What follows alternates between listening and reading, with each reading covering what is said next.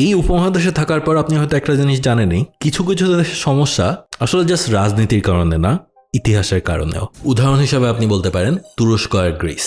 আজকের দিনে তারা দুইজনই ন্যাটো এর সদস্য, কিন্তু কয়েকশো বছর আগের ইতিহাস এখনও তাদের গ্যাঞ্জাম কমাতে পারে নাই। একসময় গ্রিস ছিল অটোমান সাম্রাজ্যের অংশ, তারপর তাদের স্বাধীনতা যুদ্ধ, ভূখণ্ড নিয়ে বিরোধ, আর এজিয়ান সাগরের দ্বীপগুলোতে অসংখ্য ডিসপিউট।